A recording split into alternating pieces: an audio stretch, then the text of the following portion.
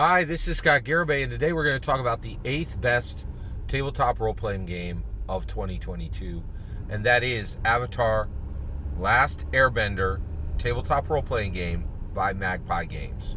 All right, so this was published this year, and it runs on the Powered by the Apocalypse rules, right? And so let's talk about this. So one, it makes the list because it did something that's not easy. They actually published this year, so you can get the digital copy now, you can get the hardback copy now, you can buy both, right?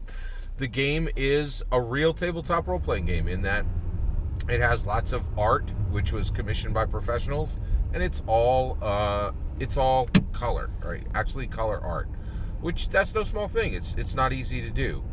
And Magpie Games has been producing Powered by the Apocalypse games for a long time. So it's a real tabletop role-playing game, and it really makes this list. Now, here's where it gets weird, all right? So this is a pretty terrible game, and the reason why is what it stole from Avatar Last Airbender fans, like myself, okay? Now, first of all, I'm going to say this flat out. I don't own this game. I downloaded the Quick Start, and I got a chance to look through the book. And I'm putting it on here because creating a licensed tabletop role-playing game is no small feat. It's actually a really big freaking deal. It's not easy to do, and just achieving it is a very big deal. Here's the problem. I didn't touch this thing, and I knew I wasn't going to touch this thing the moment it was announced under Magpie Games, and the reason why is it's Powered by the Apocalypse. And basically, a lot of people got excited when Avatar Last Airbender was announced as an official tabletop role-playing game, but then that excitement immediately, the Oasis turned into a sand patch the moment that they said Powered by the Apocalypse, because basically we wanted to see, I think everybody wanted to see, how does a tabletop role-playing game handle the actual mechanics of water bending, earth bending, fire bending, air bending, and the Powered by the Apocalypse doesn't handle any of it. It's a narrative system, right? That really eschews crunch altogether, and the whole thing is so fluffy. You're essentially telling a story game, right? So you're like, wait, Scott, you're saying that a game that sucks is, and here's the issue, right? So by publishing this, it guarantees that we don't get a real Avatar, we don't get an Avatar Last Airbender that actually addresses the biggest elephant in the room with Avatar Last Airbender is how do you handle bending in a tabletop role-playing game? And Magpie Games' answer under Powered by the Apocalypse is you don't. You just, a hand wave it, and that's not a good answer for anyone except Powered by the Apocalypse fans, which there's a small number of, right? And what this means is it's almost certainly going to bounce out, and as soon as the license is up for Magpie Games, people are going to be like, can we get this game for real yet now? Right? Like, so, and so I'm going to answer the other question you have. You're like, wait a second. You're saying a game that sucks is number 8 on your list? Yes. You want to know why? Because my list is real, right?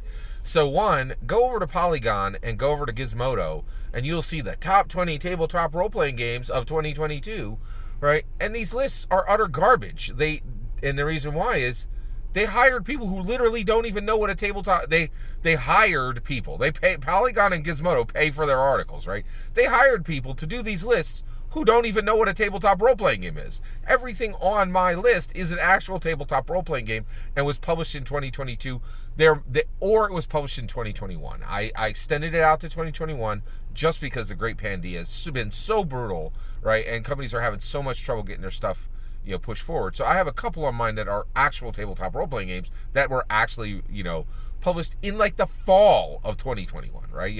But everything's on the list is a 2022 game. Everything on the list is an actual tabletop role-playing game.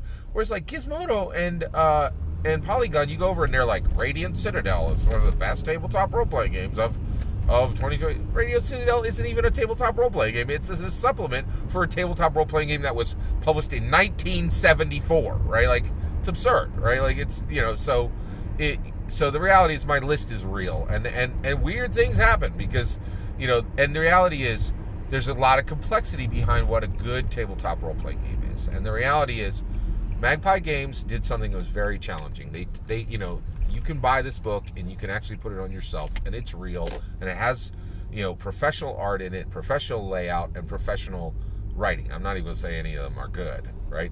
And the reality is, I do think that Magpie Games made a very genuine effort here. The problem is that genuine effort was just truly on the wrong system, right? And this is not a good... And Powered by the Apocalypse is the wrong system. And it's so bad, like it's so hand-wavy that I think a lot of people are like me, are like, yeah, you got me, the Avatar Last Airbender game is published, but the reality is the only thing we're dealing with here is we don't get the real game, right? Like thank you, next. I'll wait until this gets bounced out of Magpie Games because they can't make any money on the PBTA rule system because nobody wants to play it. And then let's get this under a real, a PBTA with some crunch, and then we'll try again. I would love to see this for real, but and I understand, I would like to see this under an actual crunch game that actually deals with the elephant in the room and actually maturely dealing with bending, not just hand waves it. All that's my humble opinion. What's your opinion? Did you buy this thing? Or are you like me and you're excited and then they go PBTA and you're like, oh, Oasis to Sandtrap. Oh, love to hear your thoughts. Let me know in the comments below. Please consider liking and subscribing, and have a wonderful millennium.